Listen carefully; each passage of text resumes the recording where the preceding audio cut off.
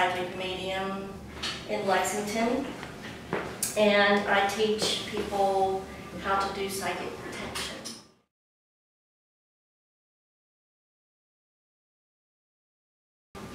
So, what is your conceptualization of what psychic protection is? What to you? What does it mean to you? Following your gut, your instincts. That's part of it. What about you? Keeping yourself healthy in both the physical and the psychic realm. That's part of it. Your subconscious is responsible for keeping you safe.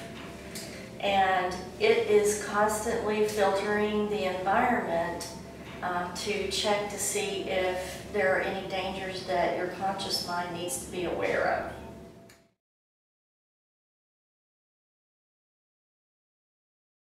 Before we get into just, techniques, I want you to understand how these energies work. So before I give out the pamphlets, because it has the answers on it, what do you feel your spirit consists of?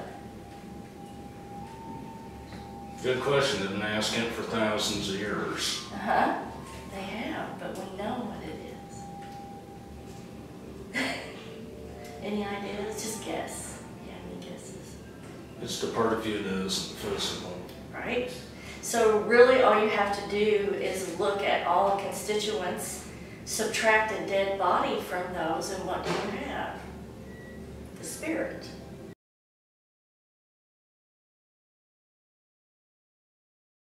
Okay, the spirit weighs exactly 1 gram or 1 cc. That's the amount of mass that is gone from a dead human. So now I'm going to let you have the pamphlets. Electromagnetic field, and we know this because we can pick up your energy on an EMF meter. We also have a kinetic energy because dead bodies don't move. We have a thermic variant because dead bodies are room temperature. And then we also have what we call bioluminescence. Dead bodies do not bioluminesce. When we think about psychic protection, what we are protecting is the energy body, because the energy body was affected by other entities. So what kinds of things would we need protected from? Any ideas? Massive amounts of negative energy. Yeah, like where would that be coming from in your daily life? Co-workers? Yeah. Family members? Let's just say I work in prison. Well, there you go, you're surrounded with it. So you've got energy coming from all sizes radiating with negative forces. So what we have to worry about when doing the psychic protection is kind of down in that left-hand side here, down at the bottom. It's when the energy or wave function of another entity or spirit is not in synchronization with our own. And where you're at working in a prison, your energy is not synchronized with any of those people around you, hopefully. But the problem is, and the thing that we need to be aware of is that as an energy person, we are constantly trying to adjust to our environment. We are trying to synchronize to our environment. It's called entrainment. So even though you're a positive person, if the overwhelming energy around you is negative, it's a natural response for you to want to entrain to that. So that's the danger. That's when you are at risk for being affected by everybody else's negativity or another person's negativity. Let's just say it's a person who emanates a lot of negativity. You know, they're always hateful, mean, angry. What they're doing is producing an energy that extends past their body. So what happens is, if they're constantly doing that, that energy that stays past that aura, past the body, starts to conglomerate and create what we call a thought form.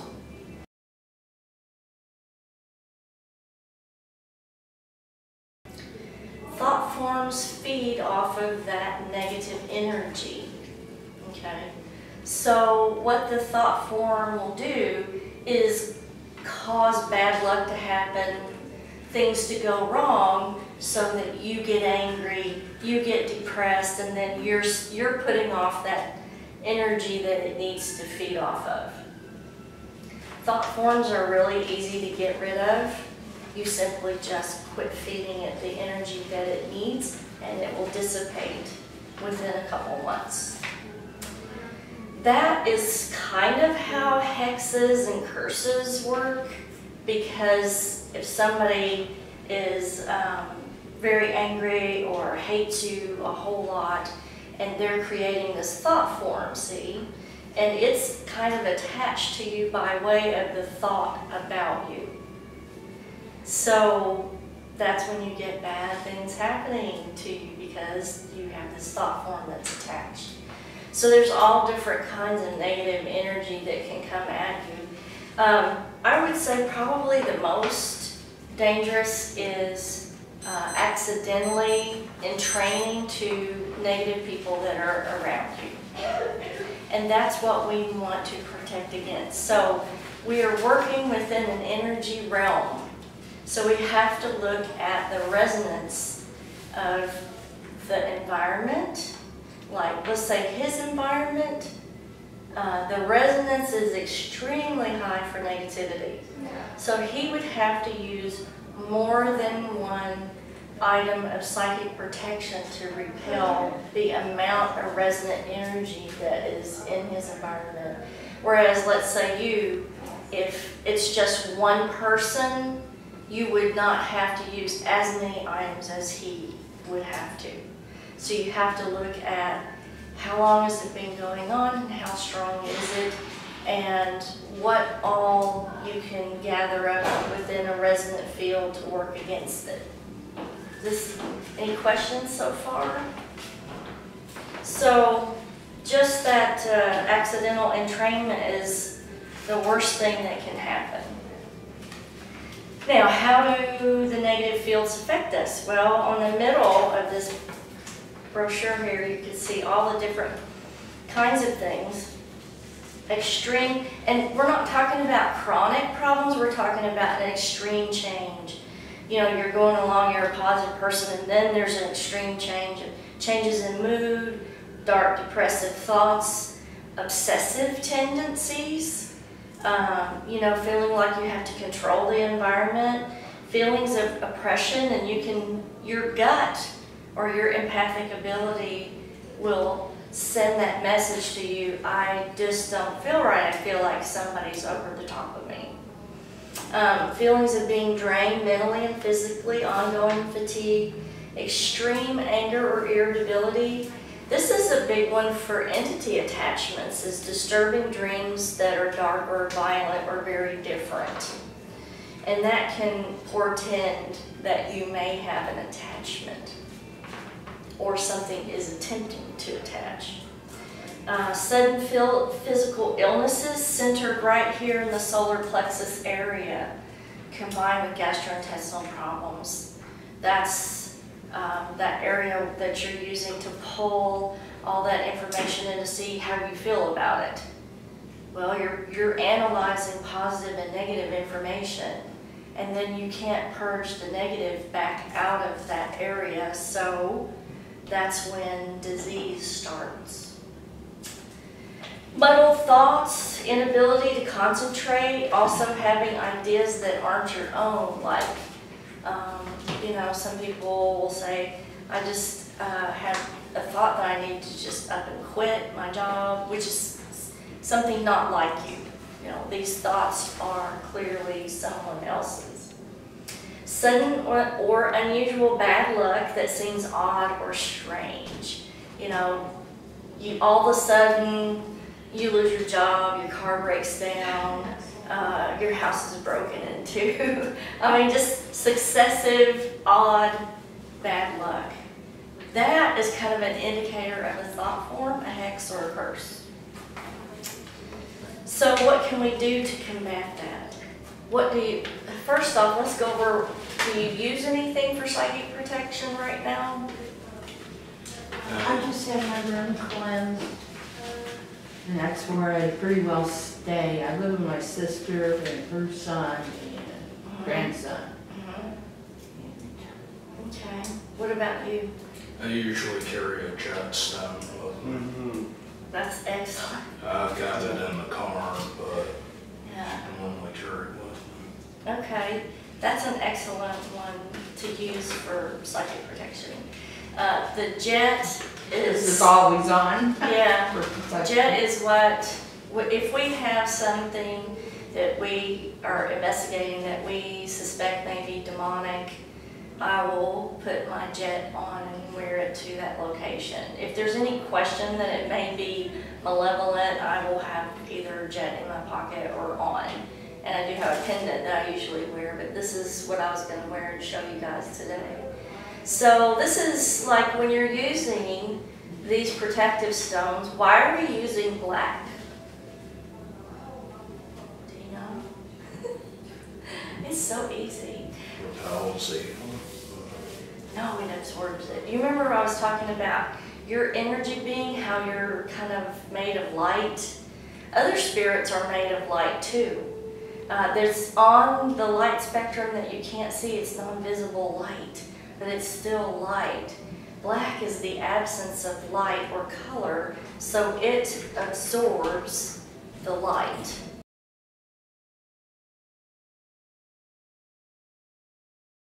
From whatever's coming at you. What people don't do with these stones, and they need to, is to cleanse them like every night.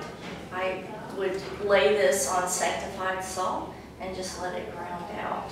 Or you can just use a little bowl of earth and let the excess energy ground out through that earth. But we classically use black for that reason. It's the absence of color or light, and so it will absorb light. So I pulled some stones from upstairs just to kind of show you what we usually use for psychic protection. This is the jet right here.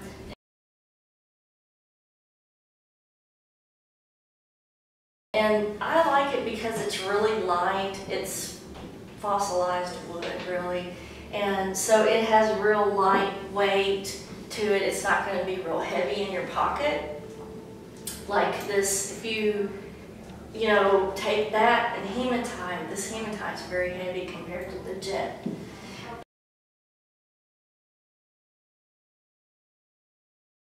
But another thing that people don't realize about jet is it's been used for 3,000 years to combat negativity. The Tibetan monks used to make their mala or their prayer beads out of jet, and they would use those specifically when fighting demons. Not everybody knows that. Another good stone to use is this obsidian. And it's relatively light also. I would say the hematite is probably the heaviest of the three. And then another one that's not black that we use to combat negativity that supposedly doesn't need cleanse, but occasionally I do feel like I need to cleanse mine for some reason, is this blue kyanite.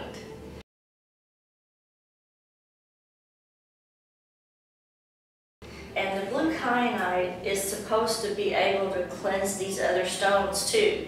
So let's say you didn't have any sanctified salt and you can't get out to get any earth from the yard, you would simply put your kyanite on the table and lay the jet on top of it, and it's supposedly will take care of the energy that's absorbed.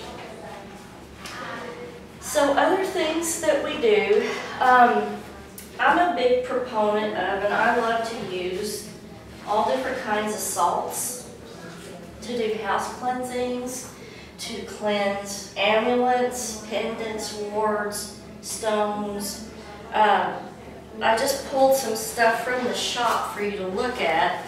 This is called 3 Kings salt, and it's a sea salt that is consecrated on the day of Epiphany, January the 6th. That's said to be the date the wise men visited baby Jesus. And it drives away negative energy of all different kinds. And it is a little pricey. It's $5.99 for this small bag, but remember, it can only be made on that one day of the year, so it's in limited supply. Another thing that's become real popular is black salt, but do we really know what it is? No. This kind of black salt is simply mixed with charcoal. In the beginning, when they first started making black salt, it wasn't really black. It's gray.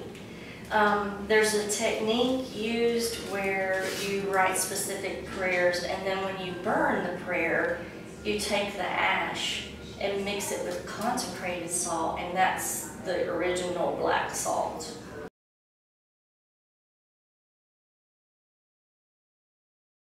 So original black salt isn't black. It's gray. The consecrated salt that I use kosher salt because it is a large crystal and it holds energy longer, and it's cheap. Not expensive at all. Salt is an electrolyte. It loves energy. It loves electricity. And so it conducts or will hold the electromagnetic thought or intent that you put in it. I like to just stick my hands down in either the bowl that I'm mixing it in or the container. When I do the prayer of intent, I like to have my hands in contact with that salt because I want to make sure that that electromagnetic energy is being imprinted on that crystal. So that may be something that you would want to keep in the back of your mind. The prayer consecration needs to be of your own derivation and for the specific need that you want and intend for it. Does it need to cleanse your body after you get home and prevent negativity from reattaching to you? Do you want to consecrate it for protection of the home so that no entities can enter? Do you want to consecrate it for use specifically under your bed to make sure that in your most vulnerable time you're protected? The most vulnerable times for a person to come under psychic attack is when you're asleep, when you're under anesthesia, or when you're very sick. That's when you're not in control of your aura field or barrier. So those are the most prevalent times for any kind of attack or attachment. This is a little bag of red brick salt. Not salt, but red brick dust. So when do we use that? You know? Have you ever heard of hoodoo? Yeah? So this is just kind of, in hoodoo they used whatever was handy around. They used a lot of herbs because that's all that they had. Brick dust, it's all they had, so they just used what all they had. The way that it works is simply by the imprintation of the intent of the person who's going to use that or makes it. While they're making it, they're thinking about what they're going to use it for. And that energy of the electromagnetic thought in the environment imprints on this. And then as they're spreading it, they're also maybe doing an incantation or whatever that spreads that intent. So what we need is to look at things that you can do, and that's on the right-hand side of the brochure. So cleansing bath salts, we went over the bath salts and the salts. You can amplify the energy of the salts by adding herbs and essential oils to the salt. Or you can just keep the salt plain. It doesn't. Each thing that you add to it adds a resonant energy. Like I was saying, he would have to use several items to overcome what's in his environment. You're building up resonant energy because you've got these two opposing forces. What you're trying to do is get ahead of the game and push the other away. So you have to build up over the top of what you're working against. So each thing that you add to the project builds resonant energy up above what you're trying to repel. So when you consecrate a salt, that's positive resonant energy. When you add the herb to it, you're adding that herb's resonant energy to that. When you add an oil to that, you're adding that oil's resonant energy. So you're tripling the effectiveness of the salt. Does that make sense? Okay. So some of the oils and herbs that are classically used, and we're looking at going back 2,000 years, have been cinnamon, rosemary, lemon, clove, black pepper, cedar, and really the newest advent is the sage. What we're finding in investigations now is that saging is not really getting rid of what's there. Because I've had a lot of people that call me and say, you know, I did a sage, or I tried to sage, and it didn't make any difference. So that's why I looked at, when we do a house cleansing, we're using as many different kinds of resonant energy as possible to try to bring that threshold up over the top of what's there. Is it always going to work? No. I'll never forget this. We had a call from a lady in Eastern Kentucky, and she's talking about all this activity at her home, and as soon as we got to the property, I knew what the problem was. She just thought that they were pretty stones in her yard, but it was a pre-Civil War graveyard. Oh my goodness. Well, you can't fix that. That's some things you cannot fix. You know, some things you just need to leave, because that is designated for dead energy. Mm-hmm. Living entities don't need to be in that area. So let's go on. The gemstones and amulets. Carrying the gemstone in the pocket is a really good thing to do. For him, I would do an amulet also. Maybe of a different gemstone, a couple of different gemstones, maybe a kyanite and an obsidian amulet necklace would be good for him too. The smudging and gritting.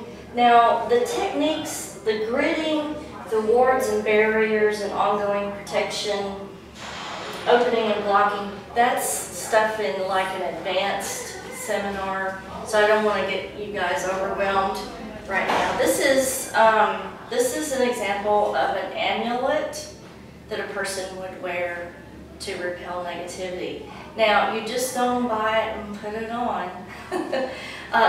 Amulets and wards specifically, and I do sell a book on Kindle. This is just a paper thing I had printed out, but it's called Banishment of Negativity. If you have Amazon Prime, you can read it for free. But it's only $4.99. It goes over from front to back all different kinds of techniques of cleansing. In the back, it will tell you, it will give you sample of how to do a basic house cleansing, how to do a basic house blessing, how to do personal psychic protection. But what I wanted to read to you is about wards.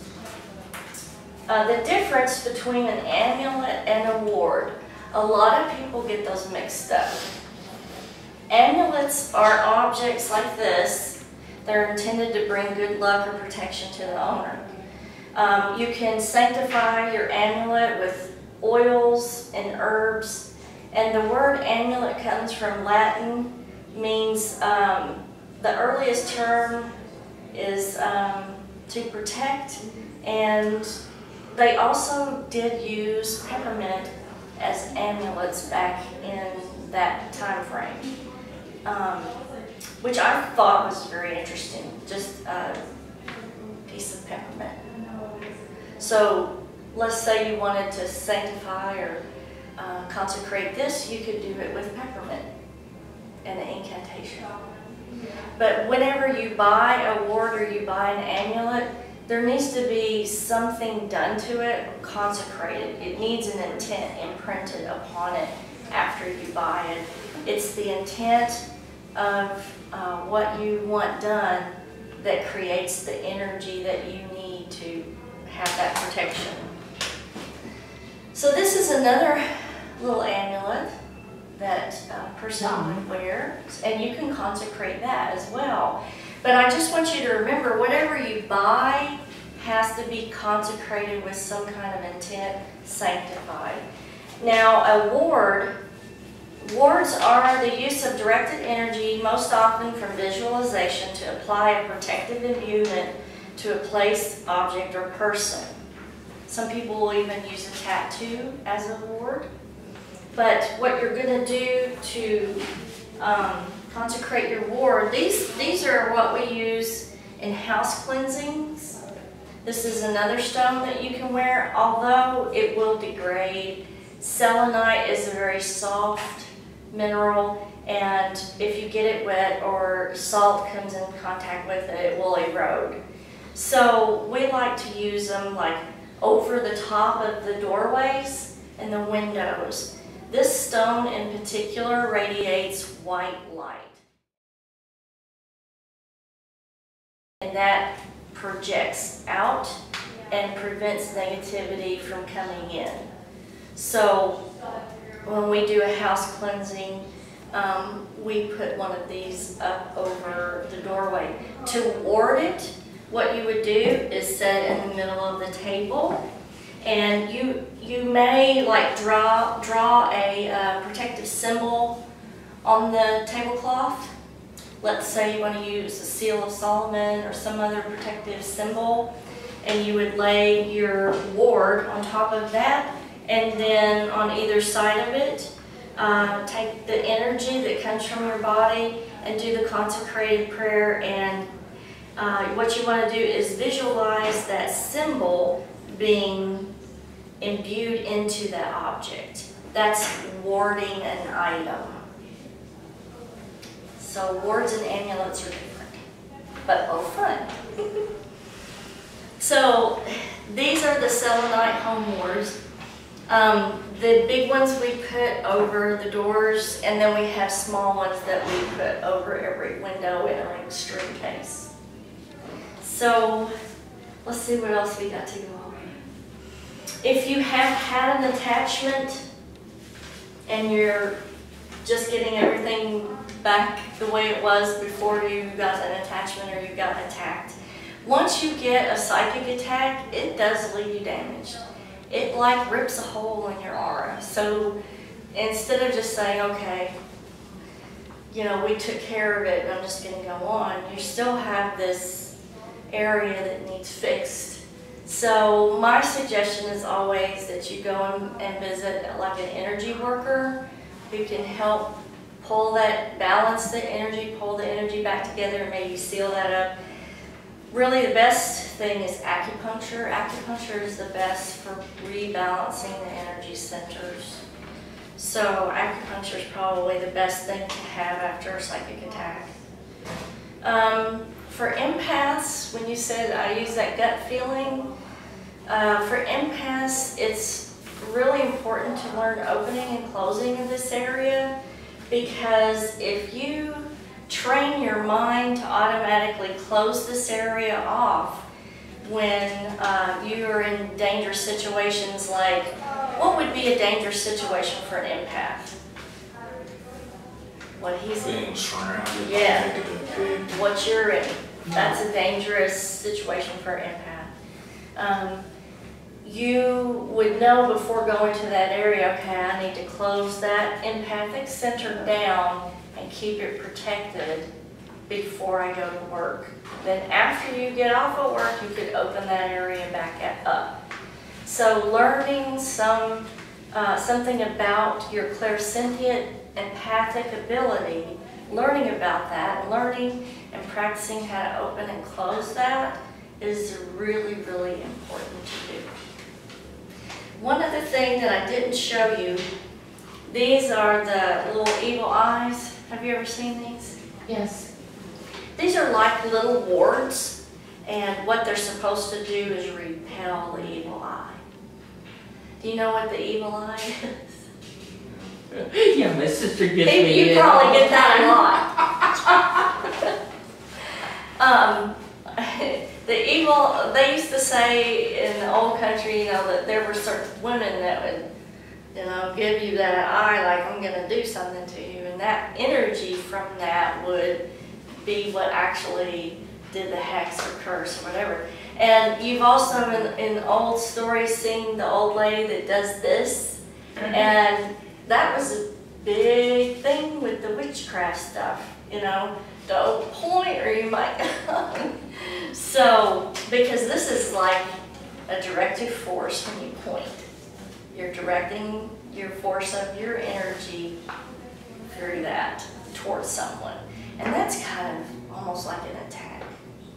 So, when somebody says, you're gonna do blah, blah, blah, that would be directing your energy at them and maybe giving them a thought form or whatever. Any questions?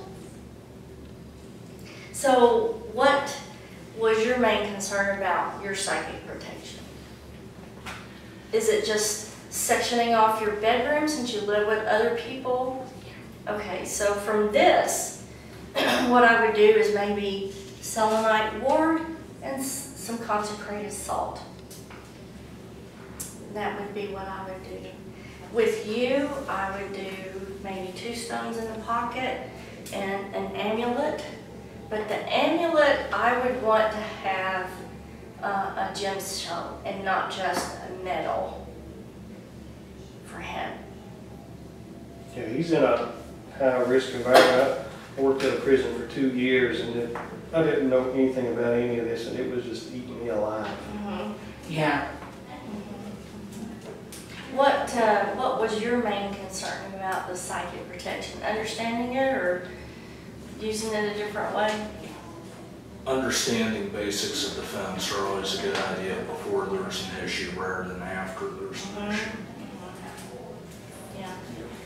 It's kind of hard to figure all this out because we're dealing with the realm of energy and we can't see it. No. So I'll tell you one thing, like if you feel oppressed after you get off of work, one thing that will definitely get whatever's attached to you away is to use a singing bowl. The vibration and the resonance of that noise, entities absolutely can't stand it. Let me ask a silly question. It's not silly. Well, this may sound silly. No, it won't. Can you do stuff like CDs, or does it actually have to be the actual physical bowl? If you don't have the bowl, the next best thing is a CD. Okay. Now, the advantage with the bowl, if you've ever used one, you can feel that vibration. That's the resonance they hate, and the vibratory waves travel out and they will fill the room up. So you don't have to worry about maybe it's attached to you, it detaches, but it goes to the corner to wait till you turn it off and then it comes back. With the bowl, it goes through the walls everywhere. It goes all the way out. So when we go to do a house cleansing, we always use a singing bowl because it works. That combined with all these other things that we use, we're finding better luck with that. And we're finding the sage doesn't really, it's nice and it does clear out, but it is extremely quick at attenuating. Like the energy from it attenuates so rapidly that negativity just comes back in real readily. So we're looking at, okay, we need to combine all these other things. And then I got to thinking, you know, sage is the kind of the newest advent that we added in the last couple hundred years. And in this area, we didn't have sage. You know, 3,000 years ago, they didn't have sage. What did they use? What's been used for thousands of years that works? Cinnamon, frankincense, myrrh, cinnamon, salt, you know, cedar. Cedar wood was used for centuries before sage by people in this area. Cinnamon was a surprise to me. I had no idea when you told me about that. Cinnamon, rosemary, lemon, black pepper, clove, stuff that you cook with. So you don't have to run out and get fancy ingredients or order white sage from out west. You can just go to the grocery, you know. So it's easier than you think. You can also, like, something that he might want to add is a small bag of black pepper, like whole black pepper. Or you could put whole black pepper and rosemary together and consecrated salt, put it in a muslin bag and put it in your pocket, you know. Just remember, whatever you use, the energy is going to attenuate, okay? So you have... in your pocket before you wash. Yeah, you have to refresh it. If you're wearing gemstones, you have to cleanse and ground these, you know. If you're carrying a little bundle of the black pepper and rosemary, it's going to attenuate within 2 weeks, and you need to throw it out and get new. So people ask me too, how often should I have a house cleansing done? Just by feeling. You need to do it, see how it feels, how long does it feel good. If you go for 3 months and it feels good, and then after 3 months you start feeling icky again, that's your time frame.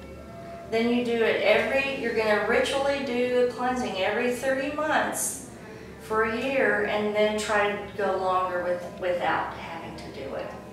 It's something that each particular environment and individual has to evaluate.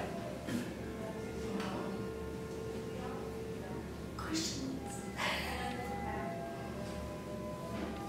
Does this give you the knowledge you need, you think? There's a lot more information in here. What's the name of that again? It's Banishment of Negativity. It's on Amazon. Okay.